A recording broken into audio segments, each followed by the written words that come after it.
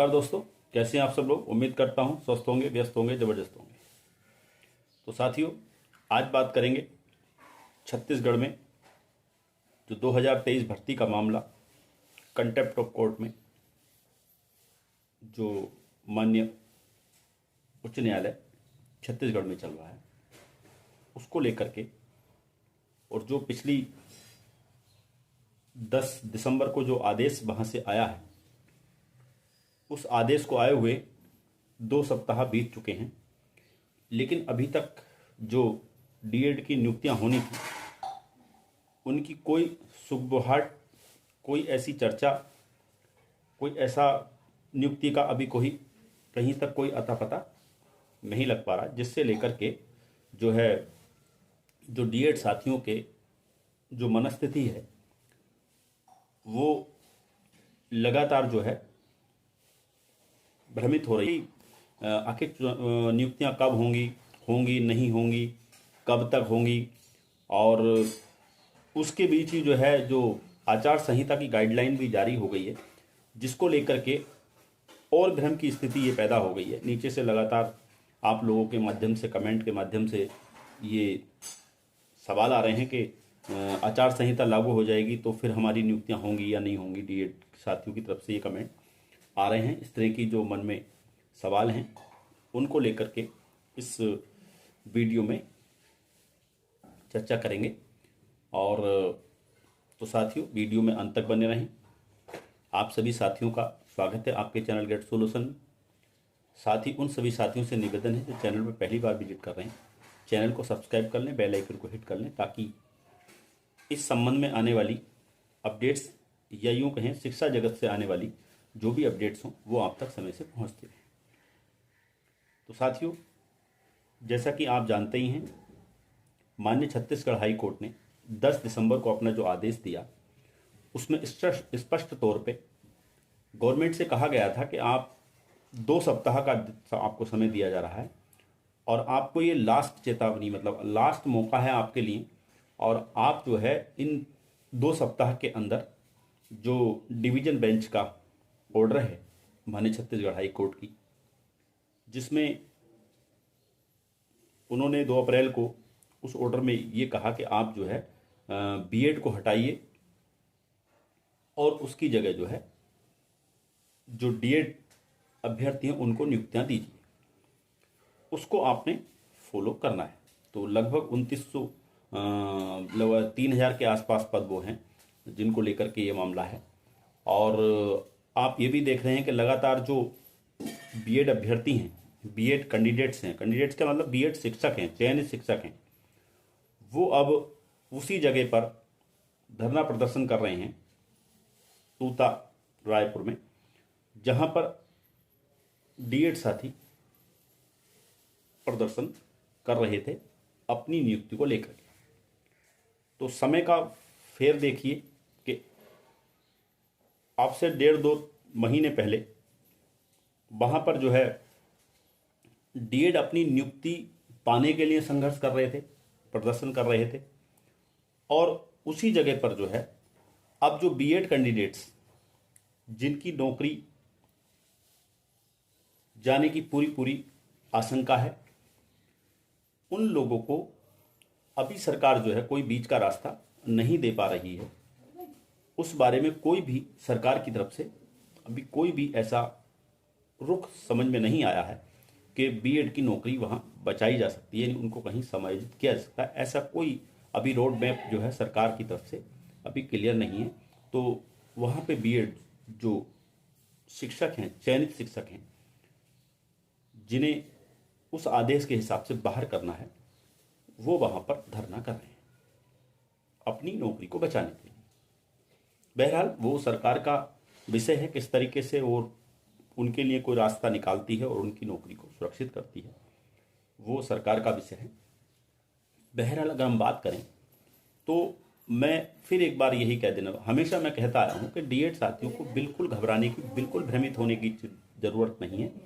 उनकी नियुक्तियां 100%, 100% होंगी, क्योंकि माननीय छत्तीसगढ़ हाई कोर्ट ने बड़े ही स्पष्ट और कड़े शब्दों में छत्तीसगढ़ सरकार को कहा है कि आप 2 सप्ताह के अंदर उस ऑर्डर को इम्प्लीमेंट कीजिए, यानी कि डीएड को नियुक्तियां दीजिए। तो अब 2 सप्ताह, हालांकि 26 तारीख में हो गए हैं उस चीज़ को, 25-26 तारीख में, लेकिन अभी तक जो है कोई इस तरह का मामला नहीं आया। मैंने पिछली वीडियो में भी कहा था कि 25-26 तक कुछ होने वाला नहीं है, क्योंकि उसमें बीच में छुट्टियां भी आ रही हैं। तो वर्किंग 2 सप्ताह मान के चलेंगे, तो 2 सप्ताह वर्किंग मान के चलेंगे तो लगभग वो 30 जनवरी 31 जनवरी तक खिंच जाता है। लेकिन उसके बाद भी जो नियुक्तियों के लिए जो प्रक्रियाएं हैं वो सभी होनी हैं, यानी जो अखबारों के माध्यम से काउंसलिंग के लिए विज्ञप्तियाँ भी निकलेंगी, उसमें टाइमिंग भी दिया जाएगा विज्ञप्तियों में, तो वो सारी चीज़ें होनी। तो उसमें जाहिर सी बात है थोड़ा समय तो लगेगा। और लेकिन इतना मैं ज़रूर कहता हूँ कि जो 14 जनवरी जो हियरिंग की डेट है इस केस में, माननीय छत्तीसगढ़ हाई कोर्ट वाला जो केस है सीओपी का, कंट्रोल यानी कोर्ट की अवमानना वाला, उसमें 14 जनवरी को इनसे जो है वो जैसे पिछली तारीख में 10 तारीख को मांगा गया था कि आप हमें लिस्ट दीजिए, तो मजबूरी थी विभाग की, लिस्ट दी उन्होंने। इसी तरीके से 14 जनवरी को जब डेट लगेगी, सुनवाई होगी, तो उसमें इनसे नियुक्तियों का ब्यौरा मांगा जाएगा कि आपने नियुक्तियां की हैं, कितनी नियुक्तियां की, उसमें क्या किया है। तो 14 जनवरी को जो है शिक्षा विभाग की ये मजबूरी है कि उन्हें जो है वहाँ नियुक्तियों का ब्यौरा देना पड़ेगा।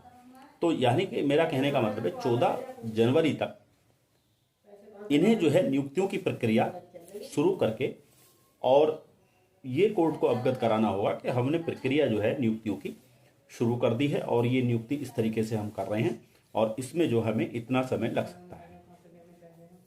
यानी कि इन्हें स्पष्ट तौर पे ये बताना पड़ेगा कि, और अगर देखिए कोई भी अधिकारी, शिक्षा विभाग का कोई भी अधिकारी या किसी भी विभाग का अधिकारी कभी नहीं चाहेगा कि उस पर कंटेम्प्ट ऑफ कोर्ट की कार्रवाई चले और उसकी जो सर्विस बुक है उसमें ये इस तरह की चीज़ें दर्ज हों और जो उनके आने वाले करियर में जो है प्रमोशन है, दूसरी चीज़ें इंक्रीमेंट है, उन चीज़ों में बाधा पड़े।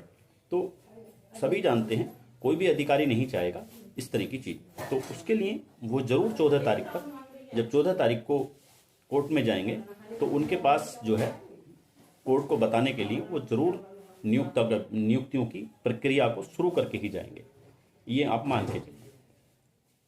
अब दूसरा बिंदु, एक भ्रम लगातार ये कर रहा है कि भाई जो आचार संहिता की गाइडलाइन जारी हो गई है और आचार संहिता लग जाएगी तो हमें नियुक्तियां मिलेंगी या नहीं मिलेंगी। तो मैं सभी डीएड साथियों को ये आश्वस्त करना चाहता हूं कि पिछली जो हियरिंग थी उसमें जब सुनवाई चल रही थी तो उस समय मनदीप काल्रा जी ने ये बात रखी थी। तो उसमें कोर्ट ने कहा था कि कोर्ट हम उस चीज़ का ध्यान रखेंगे और उस तरह का ही ऑर्डर पास आउट किया गया और इस पर जो है आचार संहिता का मामला नहीं बनेगा, क्योंकि कोर्ट जो होता है वो सर्वोपरि होता है। कोर्ट की जो बात है वो सर्वोपरि होती है, उसको सबको मानना होता है। ये अलग बात है कि जो आचार संहिता लगती है तो उसमें जो निर्वाचन आयोग का सारा मामला रहता है सब ये, लेकिन उसमें जो है आप नई कोई चीज़ नहीं बन सकते। नए जैसे मान लीजिए कोई आप भर्ती का विज्ञापन नहीं निकाल सकते, आप जो है किसी को ट्रांसफ़र नहीं दे सकते, है नहीं, ये सारी चीज़ें वहाँ पे लगती हैं। या जो अधिकारी हैं उनकी छुट्टियाँ नहीं हो सकती, मतलब बहुत सारी चीज़ें हो सकती हैं। लेकिन जो ऑनगोइंग प्रोसेस में भर्ती है, जो पहले से है, उसको रोकने का कोई मतलब नहीं बनता। तो उससे कोई दिक्कत नहीं है, आपकी नियुक्तियाँ 100% जो है आचार संहिता में भी रहेंगी। हालांकि अभी जो है चुनाव का अभी कोई डिक्लेरेशन नहीं हुआ है छत्तीसगढ़ में, क्योंकि पीछे एक खबर आई थी कि चुनाव टल रहे हैं, लेकिन गाइडलाइन जारी हुई तो इसका मतलब ये नहीं कि चुनाव एकदम सर पे है। हो सकता है आगे खिसके या जो भी हो, बहरहाल कुल मिला के चुनाव होगा तब भी, नहीं होगा तब भी, आचार संहिता लगेगी तब भी, नहीं लगेगी तब भी, आपकी नियुक्तियाँ 100% होनी है। इसलिए आप बिल्कुल निश्चिंत रहें। और बाकी देखते हैं, ये अभी आज 27 तारीख हो रही है, 27 के बाद अभी देखते हैं इन 3-4 दिन में 31 या 1 तारीख तक जरूर आपको जो है इस बारे में ज़रूर कोई ना कोई पॉजिटिव रेस्पॉन्स मिलेगा नियुक्तियों को लेकर के।